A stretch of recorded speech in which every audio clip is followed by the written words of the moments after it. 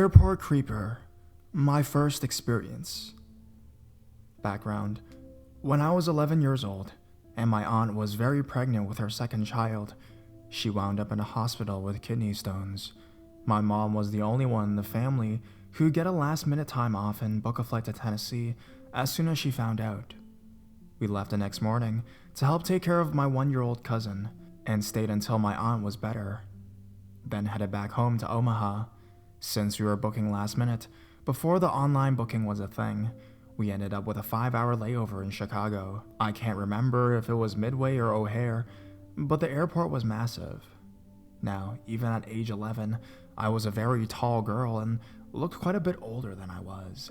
This would become a problem for me in my younger years as far as creepers are concerned, but was my first, but unfortunately not my last experience with them.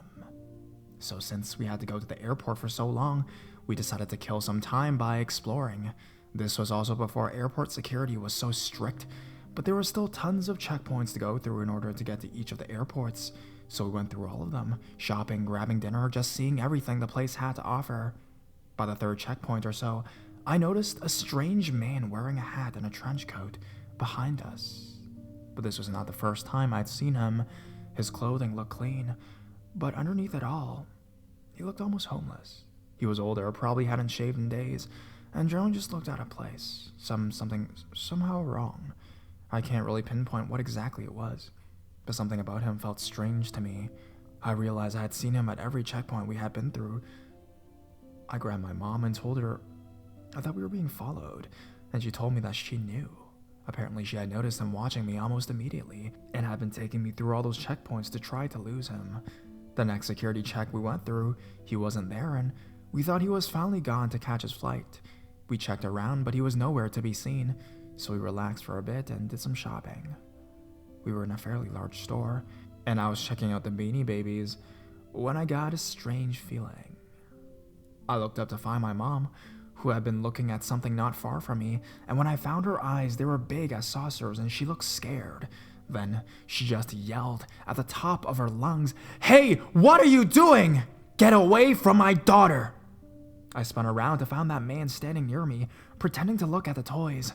This all happened in a flash, but he took off as soon as my mom yelled. She grabbed me and we went through to airport security and reported it. I'm not sure if they ever found the man, but they helped us to get to our gate, where we stayed until our flight left. Now, he never really tried to do anything to me, but according to my mom, when she looked up and saw him close to me, it absolutely terrified her, and her maternal instincts kicked in and she just yelled. She said she regretted not reporting him the moment she suspected that we were being followed, but she thought maybe she was just being paranoid. It was after that incident that we decided that we would rather be safe than sorry. It has been something I've tried to live by ever since.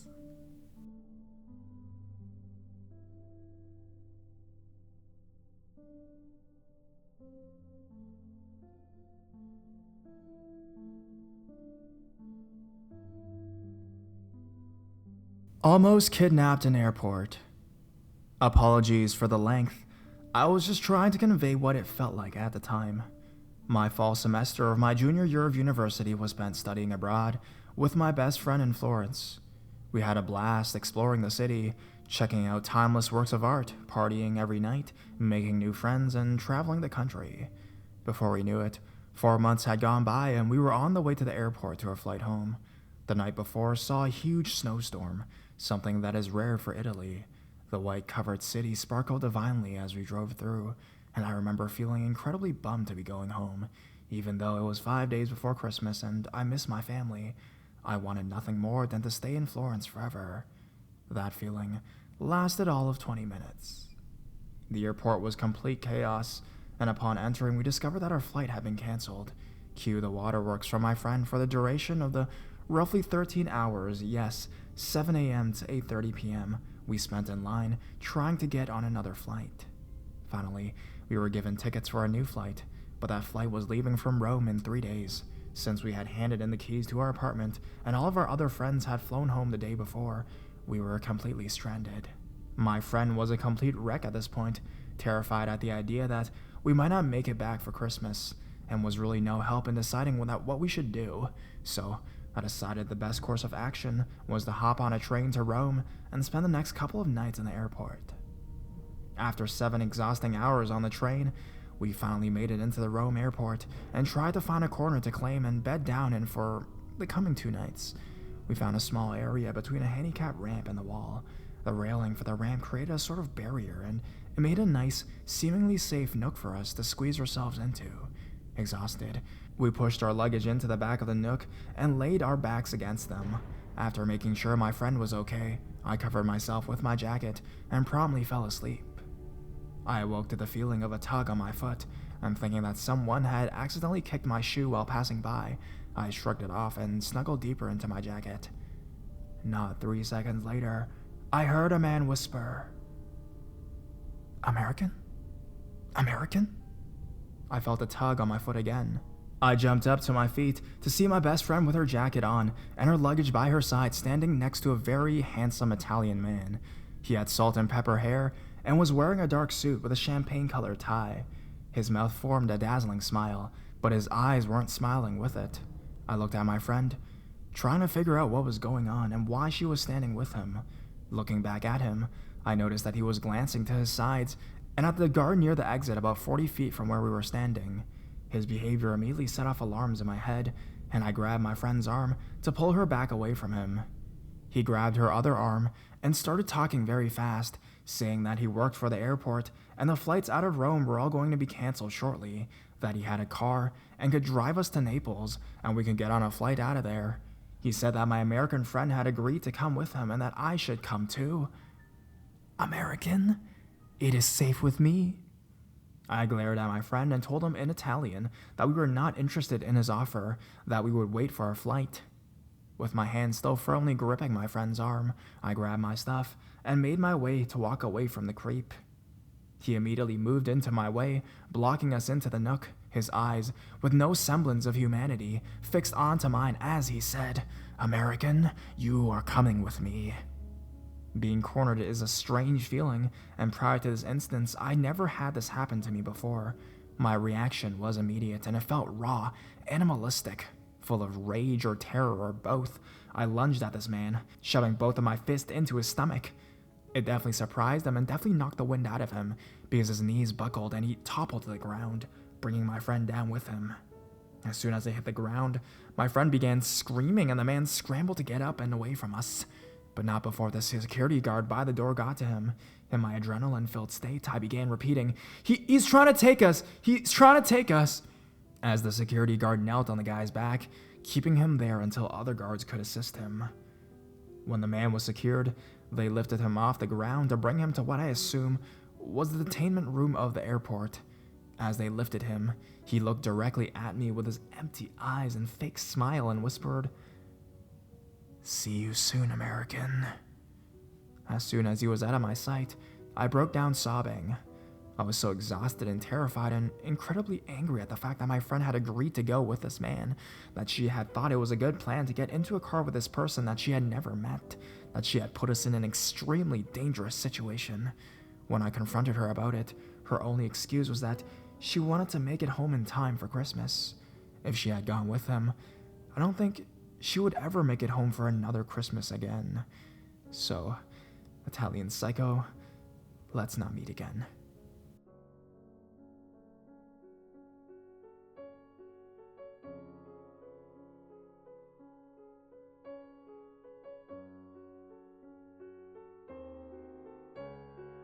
Ride to the airport. This takes place during our vacation to New Orleans, LA, in the January of this year. It isn't exactly a horror story like some others on here, but it still gives me the chills to this day. My girlfriend and I found a dirt cheap flight and hotel package to New Orleans, so we decided to jump on it. We both love that city, so going there for under $150 round trip for both was a steal. Our vacation was planned for 4 days, but we had so much fun and had saved so much money, we decided to look up the possibility of staying one more day. With our luck still going strong, I found another deal online. We were able to exchange our flight for the next day, and we found a room for $50 that was just across the street. We had another great night, and then headed in at around 2 a.m. Knowing we had a flight, We didn't party as hard that night. We both woke up at around 7 a.m. and decided to explore the city one last time before heading to the airport. We went to the park and found someone who was selling weed. I smoke a lot of marijuana and had been looking all week and couldn't find anything worth my money. This guy had some good leaf. So I bought a gram and we smoked in the park and then took a walk. Like I said before, I smoke a lot. And if anyone smokes daily, such as I, they know that 4 to 5 days without can lead to a decrease of tolerance. We were way higher than we thought, and we had lost track of time. We decided to go back to the hotel to check out and find our taxi or Uber. The one thing I'd forgotten with exchanging my ticket is that it was no longer a package, and I wouldn't have a car sent to us to drive us to the airport. My girlfriend began nagging me that we should have done this the night before, but I assured her that we'd be able to find one with no problem because it was a Tuesday morning. I couldn't imagine it taking more than 10 minutes to find a taxi. We check out of the hotel, and we're standing on the corner with our luggage, and I called for an Uber while at the same time trying to flag down a taxi. About 15 minutes go by and I still have no luck. I start to panic a little because I realize how we are against the clock now, and I don't want to end up stranded across the country with no money and no hotel room. After about 30 minutes, I say we have to walk to a different part of the city because we aren't having any luck here. I see a minivan make a U-turn and stop in front of us.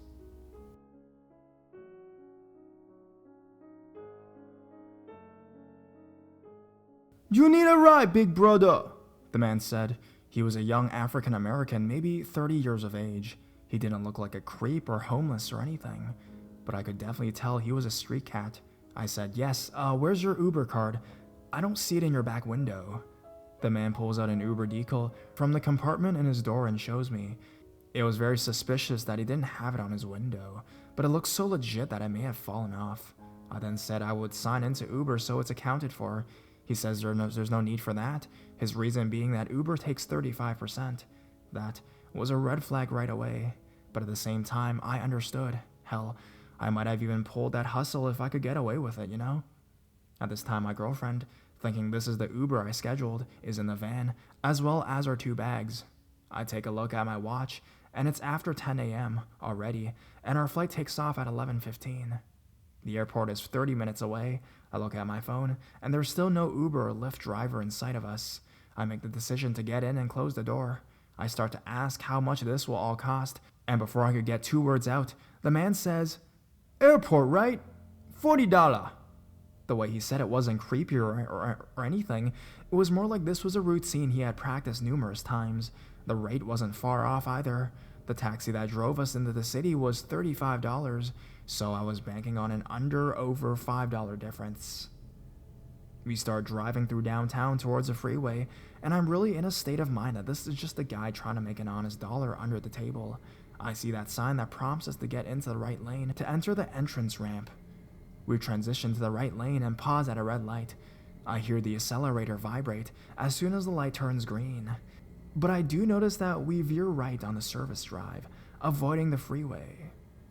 Hey man, we need to take the freeway, right, to get to the airport? I said to the driver. Shortcut, big brother. Don't worry, I'm born and raised. I know where I'm going. At this point, I text my girlfriend, telling her that I made a major mistake. I start analyzing the outcome and his motives. I came down to 3 scams he was looking for. A, he was going to up the rate and charge us something absurd like $100 or something. B, he was going to use our credit card with a swipe and then use my info as some type of credit card fraud. Or C, he was going to flat out rob us of our money and luggage. I'm looking at the man through my peripheral when I see a holster on his hip. I didn't directly see a firearm, but I don't see many people with an empty holster just for style. I was sitting in the right seat, behind the front passenger. She was on the left. I didn't want to make it suspicious that we were texting, and I knew he could see my phone. I sent text to a group chat I am in and told them what was going on. They were 2,000 miles away, but I wanted at least someone to know of the situation. I secretly opened Google Maps and started tracking our direction. We continued driving, and I see through my app that we would be within 10 minutes of the airport, but we were not really going the best route. My girlfriend makes a genius idea at this point, something that probably kept us out of real trouble. She tells the driver, my credit card has had a lot of disputes down here, and I'm down to my last $40. I cannot afford the ATM fees. I see my bank down the road. Can we stop so I can withdraw? I see the man's eyes furrow, and he mumbles something to himself. I then tell the man, my Uber card is through Apple Pay. I don't physically have the card, so yeah, we're going to need to stop. Also, can we make it quick? We can't miss our flight. The driver agrees and pulls over, but on the other side of the disconnected parking lot, it was daytime. But this parking lot was out of sight from the main road and towards the windowless side of the bank. I tell the man that there was a drive-through ATM, but he tells us that his minivan would not fit in and she can't go in. I tell her to go in and make the withdrawal so we can come back and speed to the airport. She steps out and walks casually to the bank. The man still has the keys in the ignition and the car in drive. I asked the man if it's okay to smoke a cigarette in his car. I told him I needed one before the flight and wouldn't have time outside the airport. He looks and says no problem, as I hand him one also as a courtesy. I then start to open the door. He snaps his head around to my direction and asks what I was doing. I tell the man I smoke, but I'm also allergic, so I need to either open the door as the window only vents, or I need to step outside. I can sense his thoughts racing, and he says yes. I swing open the door and begin taking a few drags. I see an opening. I pass the man my lighter, but I purposely dropped it as soon as it hits his fingertips. I take a huge drag and blows the smoke inside the van. I then grab both bags, one by each hand, and falls out of the van. I start running towards the bank, which is maybe 50 feet away, dragging our bags as I scramble. I start yelling, "Robbery! Robbery!" The man has not taken anything from me, but this was the first thing that popped into my mind that would draw attention. I get to the bank and my girlfriend sees me and runs towards me. We charge inside the bank, standing in between the double doors while I catch my breath. I see the security guard walking sternly towards us, probably expecting trouble. We explain the situation, and a nice older couple offered to drive us the remaining 10 minutes. It might not have been the smartest thing to hop back into another stranger's car, but they looked trustworthy. As we left, I overheard someone say, "Tourists got hit with the Uber scam." Apparently, this is one of the biggest scams going around there, where people will pose as Uber or Lyft drivers and will demand hundreds of dollars before eventually driving to a secluded place before driving off. We got to the airport, gave the couple the $40, which we had to literally throw in their car because they refused to take it, and rushed inside the airport. We flew home with all of our bags, a great vacation, and a wake-up call for trusting strangers. So, fake Uber driver, try and make a quick buck. Let's not meet again.